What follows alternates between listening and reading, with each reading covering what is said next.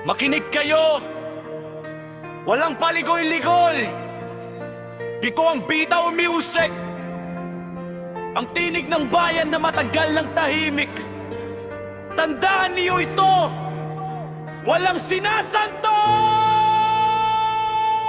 Kayo ang nasa itaas, mataas ang inyong tungkulin, pero kayo rin mismo ang nagbibigay gulo sa atin. Paano aangat ang Maynila? Paano uunlad ang bayan kung puro gulo lang ang ating napapala? Unti-unti nang umaalis ang ating mga kababayan habang kayo ay nag-aagawan sa trono at kapangyarihan. Imulat nyo na ang inyong mga mata, gumising na kayo sa halip na umulat. Pabagsak palalo ang inyong ginagawa. Kayo mismo ang pumipigil, kayo ang nagpapabagsak dito. Puro sisi sa kapwa, puro away sa inyong sarili. Kaya walang katahimikan, kaya tayo'y lugmok pa rin. Walang tumatahimik, walang umaasenso, dahil puro kayo agawan, puro kayo pader sa dulo. Anong silbi ang mga pangako niyo? Anong silbi ang batas kung hindi niyong ginaninindigan? Kung hindi kayo magkakaisa, paano tayo angat? Kaya nalulubog ang Pilipinas sa utatan. Bayranan, kaya lumabog ang dating sa atin, pero ganun pa rin ang sistema, ganun pa rin ang sahod.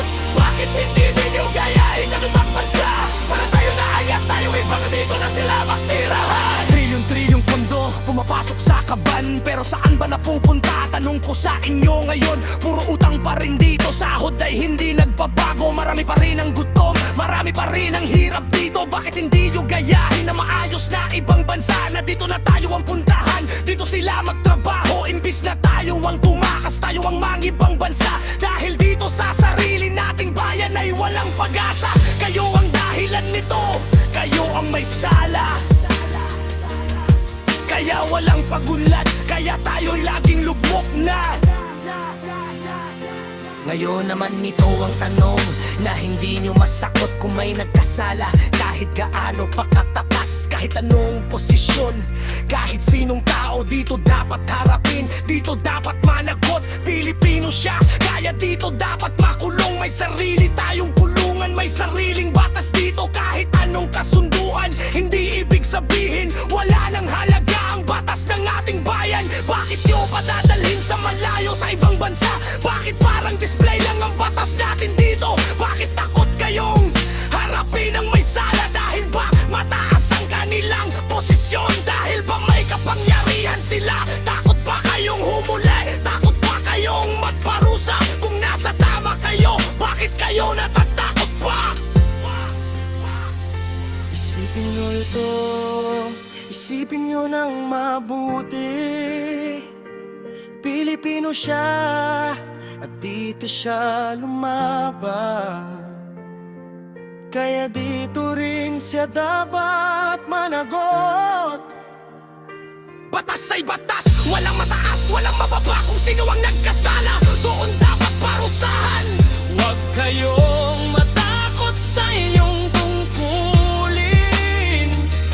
Kung kayo ay nakaupo para sa bayan, dapat ninyong panindigan ang katotohanan. Hindi dahil mataas sila ay palalampasin na, hindi dahil may kapangyarihan ay babalewala na. Ang batas ay para sa lahat, walang pinipili. Walang kinikilingan, walang sinasanto, totoo lang. Batas ay batas, walang sinasanto.